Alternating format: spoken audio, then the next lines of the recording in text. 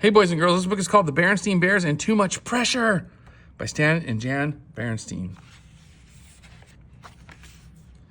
It's a first-time book. The Berenstain Bears and Too Much Pressure by Stan and Jan Berenstain. Random House of New York is the publisher. If someone were to ask you who Bear Country's busiest creatures are, you might answer that bees are the busiest. They gather nectar and pollen, make honey, guard the hive, and do all of the other things that have earned them the title busy bees. Or you might answer that beavers are the busiest. They fell trees, make dams, and build lodges with their secret underwater entrances. There's no question about it. Beavers certainly are busy. But if you were to answer bees or beavers, you would be wrong, because the busiest creatures in Bear Country lately are none other than your friends, the bear family. The bears have always been so busy. They used to do things that most families do. They worked and played and went to school, visited friends, enjoyed nature, and once in a while, they just sat around and did absolutely nothing. The bears hadn't planned on becoming so busy. It sort of sneaked up on them. First, there was Brother Bear in the Little League, and then Sister Bear got bitten by the ballet bug and started ballet class. And when her best friend Lizzie Bruin started riding lessons, Sister just had to take that up too, and Brother wasn't about to be left out of something exciting as horseback riding. And that's how it was with other activities. As soon as one of the Cubs' friends signed up for something, Brother and Sister signed up too. Before anyone thought to say enough is enough, they were also signed up for swimming, gymnastics, soccer. Soccer is how we get our kicks. Karate, art, I call it flower with drips, and computer club. Talk about busy. Mama or Papa Bear had to drive Brother and Sister to all those activities. Things got so complicated that Mama had to make a big schedule to keep things straight, and Papa hung it on the wall.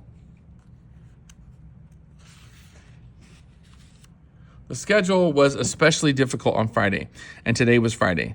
Will somebody answer the phone? Called Mama after the fourth ring. I'm busy getting things out of the freezer for tonight's dinner. Can't right now, shouted Sister upstairs. I'm getting ready for ballet. Me neither, yelled Brother. I'm getting my baseball stuff. Since Papa was out working on the car, Mama had to answer the phone, and she reached it by the seventh ring, and it seemed a lot longer to Gran on the other end. Hello, said Mama. Hello, dear, said Gran. Is everything all right? You sound breathless. Just a little, said Mama. I was in the kitchen getting dinner out of the freezer. The Cubs are upstairs getting dressed for ballet and baseball, and Papa... But before she could explain about Papa, her shoulder bag got tangled in the phone cord, which pulled the phone down with a clunk. What happened? Shouted Gran. There was an awful clunk. It was just the phone falling. Was there anything special, Gran? What Mama didn't explain was that when she stooped to pick up the phone, her hat fell off, and when she reached for it, she tripped over the cord and was now sitting on the tangled heap on the floor. It was just calling to invite you all to dinner sometime soon, said Gran. Love to, Gran, but we're just on our way out, so let me check our schedule and get back to you. Fine, Gran said after a pause. Well, goodbye. Mama, said Sister, what are you doing sitting on the floor playing with the phone cord? Come on, we're going to be late. Drop me off first, shouted Brother on the way to the car. No, me first, cried Sister. No, me, said Brother. When Papa tried to explain what had been wrong with the car, the spark plugs needed cleaning, Mama shouted, not now, dear, and roared off, leaving him in the cloud of dust. Well, Gran said, as she hung up the phone, there certainly is a lot going on over at that treehouse. That's the way young folks are, said Gramps. They like to get out and do things. Why, when I was a young feller, doing is one thing, said Gran. Overdoing, she added with a sigh, is something else. If Papa could have heard Gran, he surely would have agreed. There was too much going on, too much coming and going, too much rushing about, too much pressure. The Bear family schedule was becoming a nightmare, and it turned out a whole series of nightmares.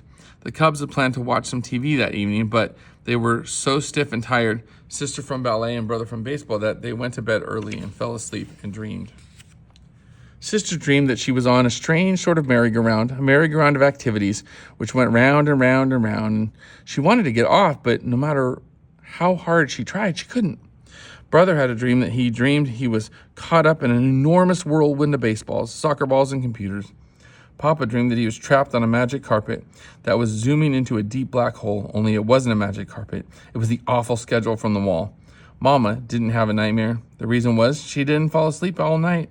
She lay awake staring into the darkness, wondering how she was going to get through the next day.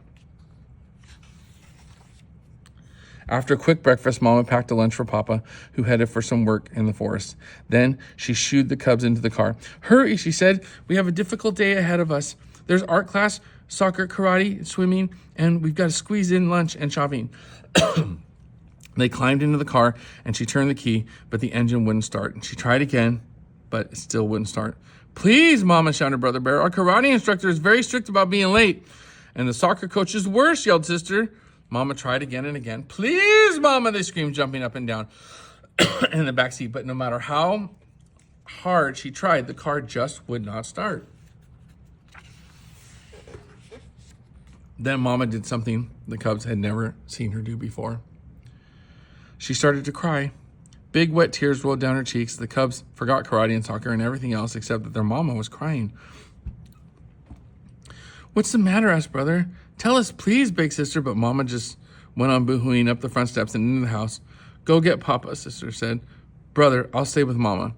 Sister followed Mama up to her room, where she fell on her bed sobbing. It was all Sister could do to keep from crying herself.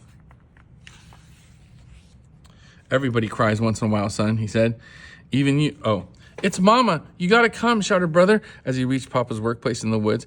He told Papa what had happened, and Papa could see that he was upset about Mama crying. "Everybody cries once in a while, son," he said. "Even you?" asked Brother. "Sometimes," Papa said. "The problem with the car is those spark plugs. He probably needs new ones. But the real problem is the schedule of ours. I know Mama didn't sleep well last night, worrying about it. I didn't sleep too well either. I had this awful dream," admitted Brother. "That makes two of us," said Papa. "Sister had one too," said Brother, as they reached the treehouse. Mama stopped crying, announced Sister, and Papa and Brother came upstairs. "That's right," Mama said, smiling through a few last tears.